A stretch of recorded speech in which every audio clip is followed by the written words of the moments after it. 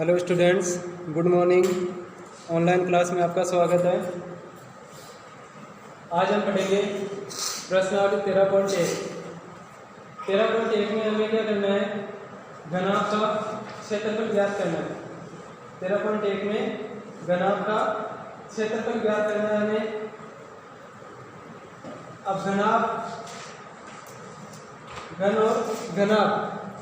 घन और घनाभ इनके बारे में 8वीं क्लास में आपने अच्छी तरह पढ़ा था। घन क्या होता है, घनाभ क्या होता है। घन और घनाभ दोनों आकृतियां ऐसी आकृति है जो 6 फलकों से घिरी हुई बंद आकृति होती है, मतलब 6 पृष्ठों से घिरी हुई बंद आकृति होती है। जैसे ये कोई डिब्बा है हमारे पास, इसको हम घनाभ बोल सकते हैं। इसमें देखो हमारे पास 1 2 3 4, ये इधर वाला 5 और ये 6, ये 6 पृष्ठ है। तो घन और घनाभ से मतलब है 6 पृष्ठों से या 6 फलकों से घिरी हुई बंद आकृति घनाभ या घन कहलाती है। घन में क्या होता है, सभी पृष्ठ वर्गाकार होते हैं और घनाभ में सभी पृष्ठ वर्गाकार नहीं होते हैं।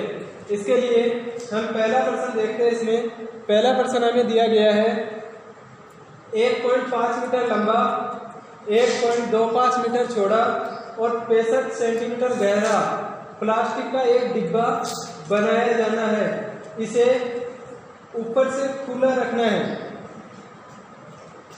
हमें दिया गया है 1.5 मीटर लंबा और 1.25 मीटर चौड़ा और 65 सेंटीमीटर गहरा प्लास्टिक का एक डिब्बा बनाना है और इसे ऊपर से खुला रखना है। तो इसको हमने रख दिया ऊपर से खुला।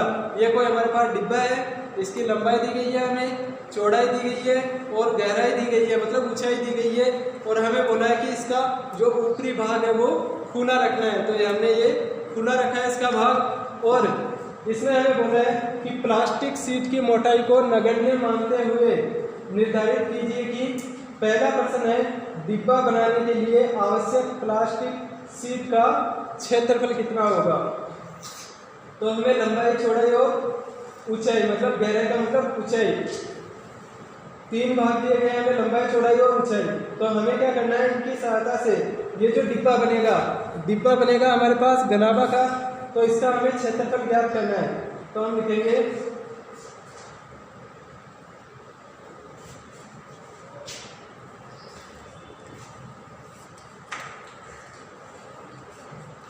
डिब्बे की लंबाई, जिसको दर्शाएंगे हम L से। डिब्बे की लंबाई दी गई है हमें 1.5 मीटर और हमें चौड़ाई को दर्शाएंगे हम B से, जो हमें दी गई है 1.25 मीटर। और गहराई मतलब ऊंचाई, गहराई को लिख सकते हैं हम ऊंचाई को दर्शाएंगे H से, जो हमें दी गई है 65 सेंटीमीटर। लंबाई दी गई है हमें 1.5 मीटर। ये डिब्बे की चौड़ाई हो गई और ये डिब्बे की ऊंचाई हो गई। लंबाई 1.5 मीटर, चौड़ाई 1.25 मीटर और ऊंचाई मतलब गहराई ये दी गई है हमें 65 सेंटीमीटर। ये मान हमारे पास सेंटीमीटर में है, तो इनको भी हम बदल सकते हैं सेंटीमीटर में। और जब मीटर को सेंटीमीटर में बदलते हैं तब हम करते हैं उसको 100 से गुणा। तो 1.5 को हम 100 से गुणा करेंगे तो हमारे पास आ जाएगा 150 सेंटीमीटर। और 1.25 को 100 से गुणा करने पर ये हो जाएगा हमारे पास 125 सेंटीमीटर। और यहाँ पर ये 65 सेंटीमीटर हमारे पास पहले से है। अब हम निकालेंगे डिब्बे का क्षेत्रफल। तो यहाँ पर लिखेंगे, पहला है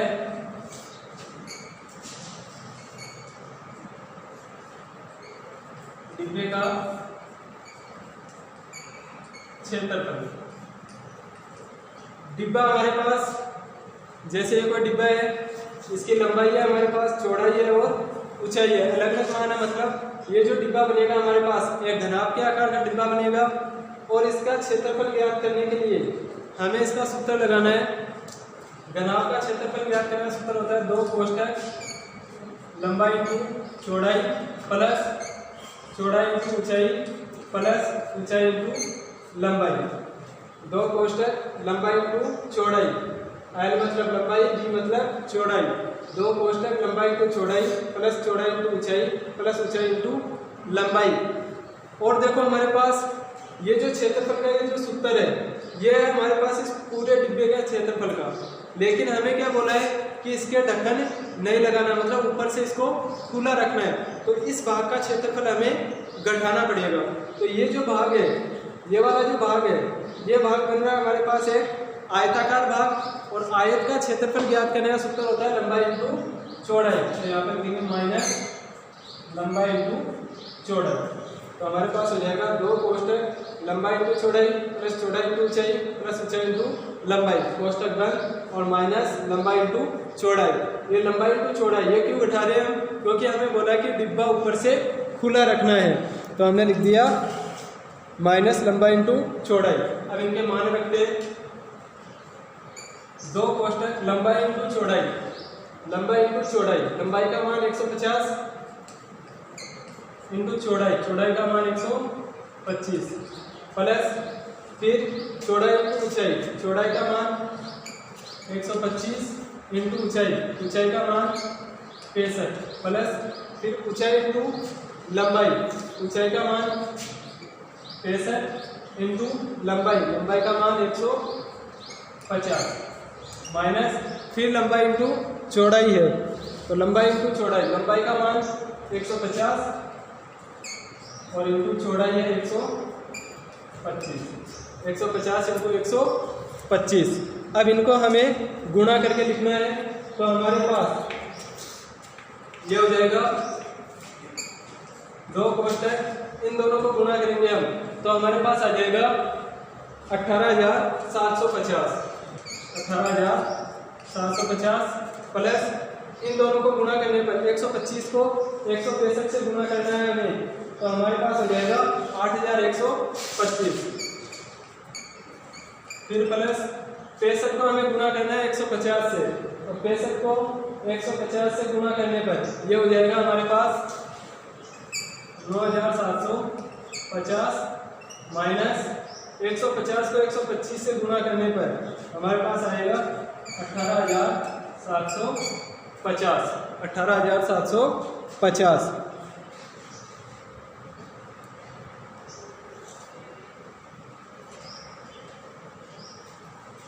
आगे देखो, आगे इनको जोड़ने पर हमारे पास हो जाएगा 2 गुना 36,625 माइनस 18,750, 2 गुना 36,625 माइनस 18,750। फिर इनको गुणा करने पर, इनको गुणा करना है हमें, तो ये हो जाएगा हमारे पास 73,250, 73,250 माइनस 18,750, 73,250 माइनस 18,750, तो ये आ जाएगा हमारे पास 54,500। यहाँ पर सेंटीमीटर है इकाई, तो ये हो जाएगा वर्ग सेंटीमीटर, 54,500 वर्ग सेंटीमीटर। डिब्बे की लंबाई, चौड़ाई और ऊंचाई तीनों मान दिए गए हैं हमें, तो हम निकालेंगे डिब्बे का क्षेत्रफल। डिब्बा है हमारे पास घनाभ के आकार का, तो सूत्र में 2 कोष्ठक लंबाई इंटू चौड़ाई प्लस चौड़ाई इंटू ऊंचाई प्लस ऊंचाई इंटू लंबाई, कोष्ठक बंद। हमें बोला है कि डिब्बा ऊपर से खुला है, तो ये क्षेत्रफल हमें घटाना है माइनस लंबाई इंटू चौड़ाई। तो यहाँ पर लिखेंगे 150 इंटू 125, फिर प्लस 125 इंटू 65, फिर प्लस 65 इंटू 150, और कोष्ठक के बाद माइनस 150 इंटू 125। इन दोनों को गुणा करने पर हो जाएगा 18,750, इन दोनों को गुणा करने पर 8,125, और इन दोनों को गुणा करने पर 9,750 माइनस इन दोनों को गुना करने पर 18,750। फिर इन तीनों को जोड़ने पर यहाँ पर आ जाएगा 36,625, आगे माइनस 18,750। इन दोनों को गुना करेंगे हम तो ये हो जाएगा 73,250 माइनस 18,750। तो हमारे पास मान आ गया 54,500 वर्ग सेंटीमीटर। इसको मीटर में भी हम बदल सकते हैं। मीटर में बदलने के लिए यहाँ पर देखो, जब सेंटीमीटर को हम मीटर में बदलते हैं, सेंटीमीटर को मीटर में बदलते हैं, तब हम 100 का भाग लगाते हैं। जब वर्ग सेंटीमीटर को वर्ग मीटर में बदलेंगे तब हमें 100 के वर्ग का भाग लगाना है, मतलब 100 गुना 100 का भाग लगाना है। सेंटीमीटर को मीटर में बदलने के लिए 100 का भाग, और वर्ग सेंटीमीटर को वर्ग मीटर में बदलने के लिए 100 के वर्ग का भाग लगाना है। तो हम लिखेंगे यहाँ पर 54,500 बटा 100 गुना 100। तो 0 से 0 कट गया, यहाँ पर 2 जीरो है तो 2 अंकों के बाद पॉइंट लगाना है, तो ये जाएगा 5.45 वर्ग मीटर। 5.45 वर्ग मीटर।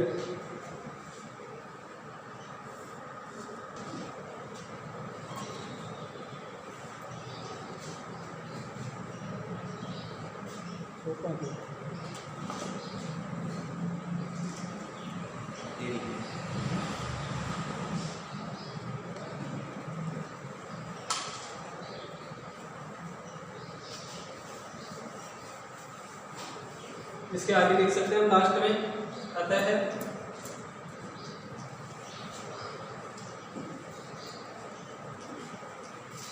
प्लास्टिक का क्षेत्रफल। प्लास्टिक का क्षेत्रफल बराबर 5.45 वर्ग मीटर। ये हो गया प्लास्टिक का क्षेत्रफल।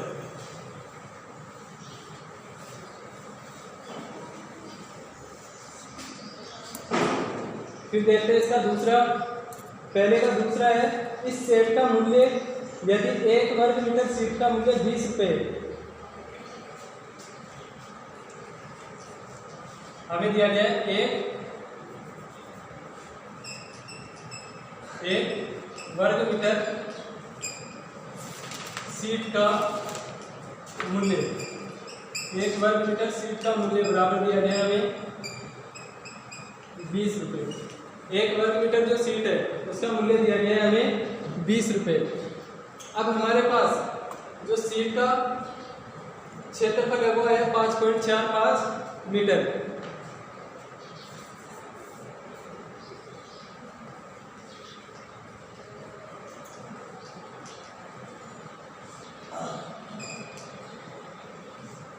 अतः है प्लास्टिक सीट का जो क्षेत्रफल है वो 5.45 वर्ग मीटर। तो हम लिखेंगे इसलिए 5.45 वर्ग मीटर सीट का मूल्य। हमारे पास 1 वर्ग मीटर सीट का मूल्य है 20 रुपये। हमारे पास सीट का कुल क्षेत्रफल है 5.45 वर्ग मीटर। तो इस 5.45 को हमें 20 से गुणा करना है। तो 5.45 गुणा 20, 5.45 को 20 से गुणा करने पर हमारे पास हो जाएगा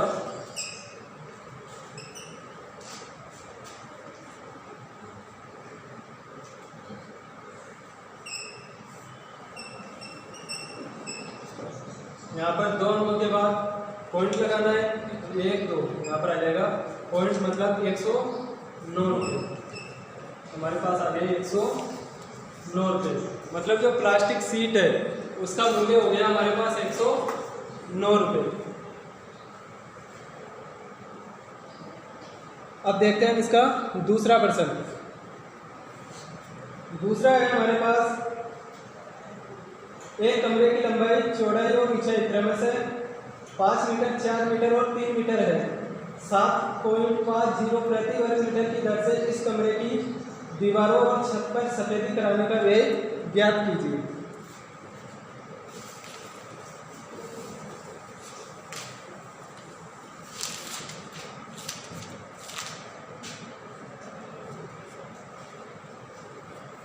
हमें दी गई है कमरे की लंबाई, जिसको दर्शाएंगे हम L से। कमरे की लंबाई दी गई है हमें 5 मीटर, चौड़ाई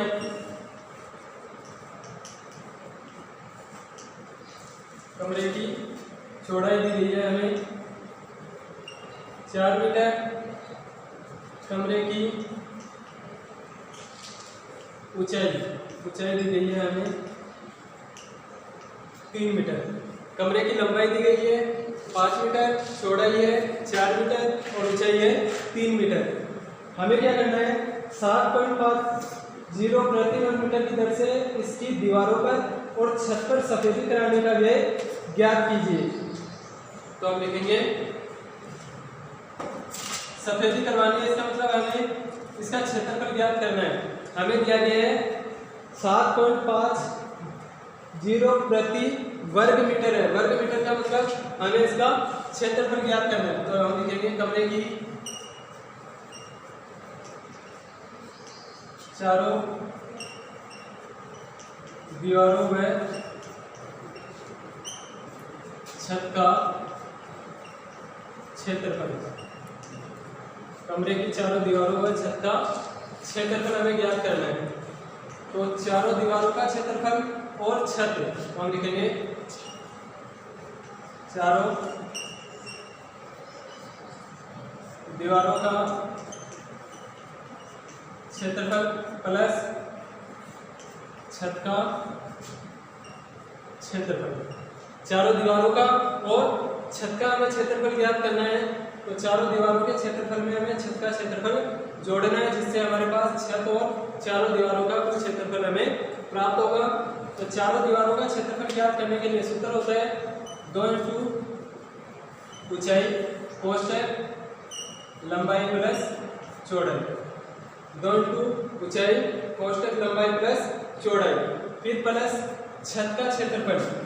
कमरे की लंबाई और चौड़ाई अलग अलग है, मतलब कमरा जो बना हुआ है उसकी लंबाई और चौड़ाई अलग अलग है।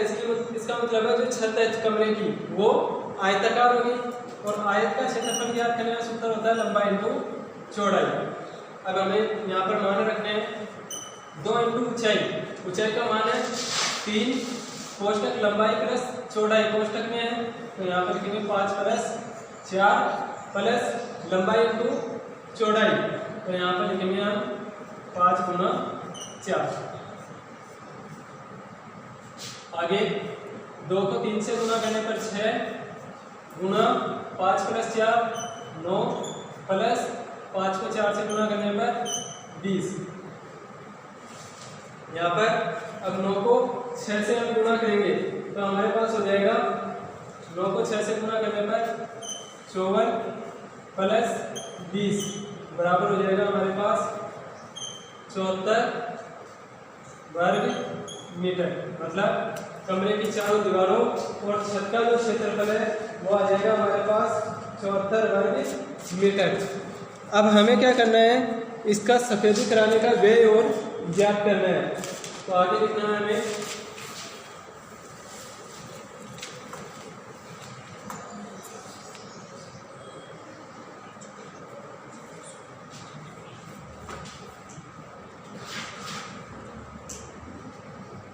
प्रति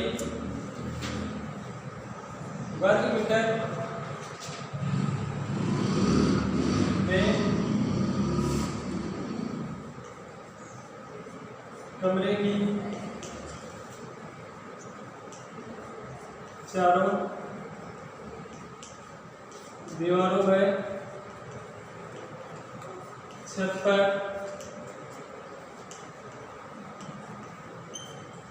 सफेदी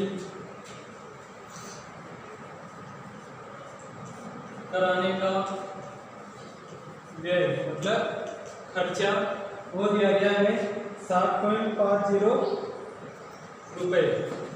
7.50 रुपये।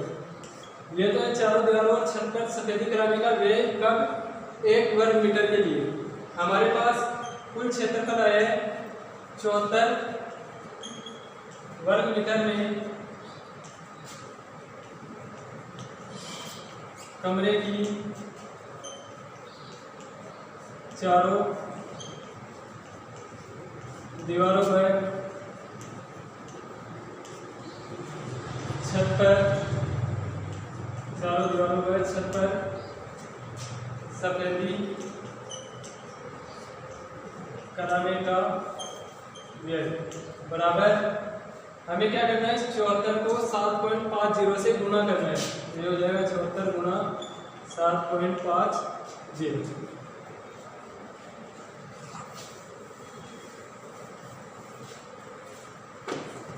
तो 7.50 को हमें गुना करना है 74 से, तो ये हो गया 0 30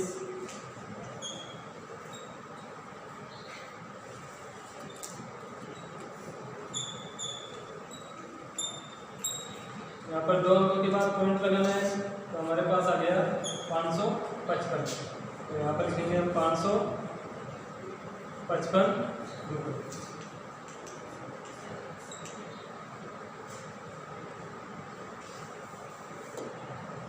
कमरे की चारों दीवारों और छत पर सफेदी कराने का व्यय हो गया 555 रुपये। अगला देखो, तीसरा प्रश्न है, किसी आयताकार हॉल के फर्श का परिमाप 250 मीटर है। यदि 10 रुपये प्रति वर्ग मीटर की दर से चारों दीवारों पर पेंट कराने की लागत 15,000 रुपये है, तो इस हॉल की ऊंचाई ज्ञात कीजिए।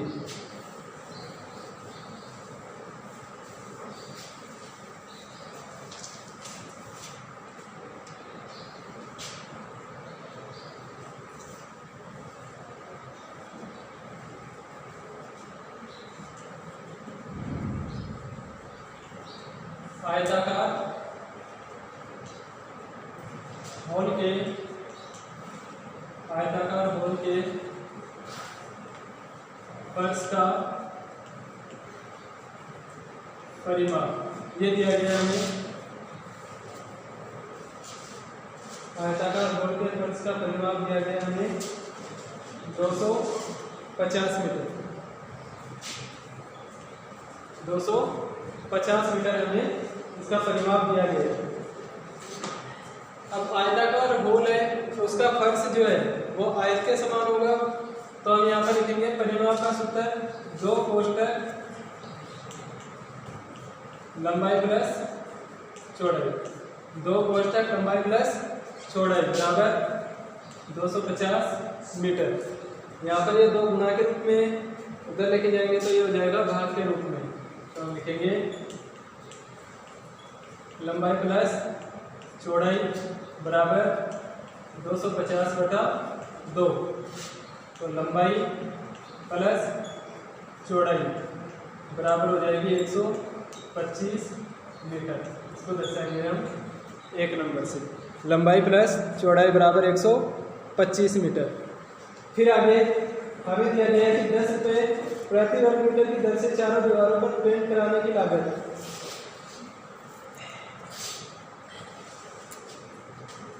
10 रुपये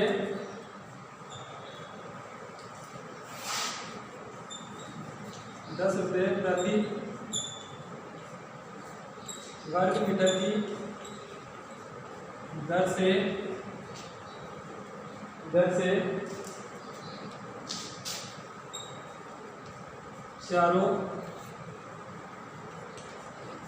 दीवारों पर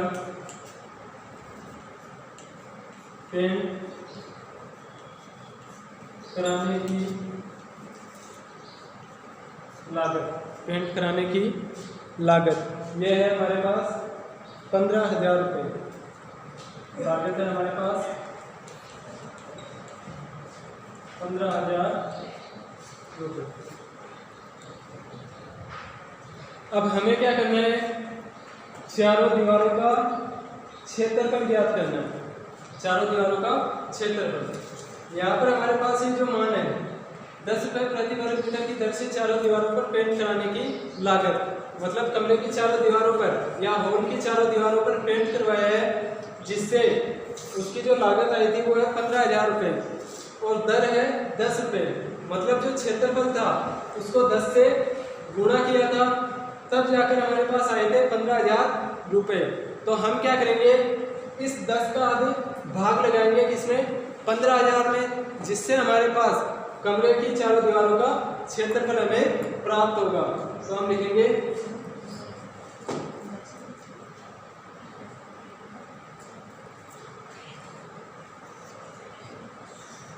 हॉल की चारों दीवारों का क्षेत्रफल बराबर लागत है 15,000 बटा प्रति वर्ग मीटर का व्यय है 10 रुपये। तो इसमें भाग देना हमें 10 का, तो हमारे पास आ जाएगा 1,500 वर्ग मीटर। मतलब जो क्षेत्रफल था उसको 10 से गुणा किया, तब हमारे पास आया 15,000 रुपये। अब क्या करेंगे, हम 10 का भाग लगाएंगे तो वापस हमारे पास क्या आ जाएगा, इसका क्षेत्रफल आ जाएगा। तो 1,500 वर्ग मीटर ये हो गया क्षेत्रफल। यहाँ पर लिखा हमने हॉल की चारों दीवारों का क्षेत्रफल, और चारों दीवारों का क्षेत्रफल ज्ञात करने का सूत्र होता है 2 इंटू ऊंचाई कोष्टक लंबाई प्लस चौड़ाई। 2 इंटू ऊंचाई कोष्टक लंबाई प्लस चौड़ाई। अब देखो यहाँ पर 2 इंटू ऊंचाई 2 गुना के रूप में उधर लेके जाएंगे तो भाग के रूप में हो जाएगा। तो ऊंचाई कोष्टक लंबाई प्लस चौड़ाई बराबर 1,500 बटा 2। तो यहाँ पर हमारे पास हो जाएगा 750 वर्ग मीटर। 750 वर्ग मीटर, इसको लिख दिया हमने 2 नंबर। अब हमारे पास समीकरण 1 और 2, लंबाई प्लस चौड़ाई है यहाँ पर, इसमें भी लंबाई प्लस चौड़ाई है। तो हम क्या करेंगे, ये जो लंबाई प्लस चौड़ाई का मान है ये हमें समीकरण 2 में रखना है। तो हमारे पास आ जाएगा ऊंचाई का मान। तो हम लिखेंगे समीकरण 1 है समीकरण 2 से हमारे पास आ जाएगा ऊंचाई इंटू समीकरण 1 में लंबाई प्लस चौड़ाई का मान है 125। तो यहाँ पर इन दोनों की जगह रख दिया हमने 125 और बराबर में है 750 वर्ग मीटर। अब ये 125 इधर गुणा के रूप में उधर लेके जाएंगे तो भाग के रूप में हो जाएगा। ऊंचाई बराबर 750 बटा 125, तो ये हो जाएगा हमारे पास 125 का भाग देना है 750 में, तो यहाँ पर मान आ जाएगा 6। ऊंचाई का मान हो गया हमारे पास 6 मीटर। मतलब जो हॉल की ऊंचाई है वो आ गई हमारे पास 6 मीटर। तो इसमें आगे लिखना है हमें अतः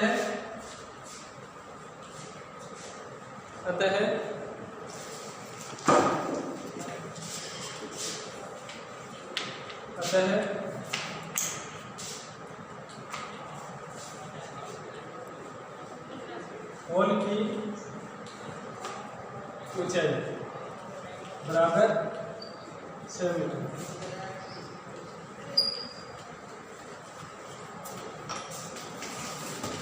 फिर है चौथा प्रश्न। चौथे प्रश्न में हमें क्या गया, किसी डिब्बे में भरा हुआ पेंट 9.375 वर्ग मीटर के क्षेत्रफल पर पेंट करने के लिए पर्याप्त है।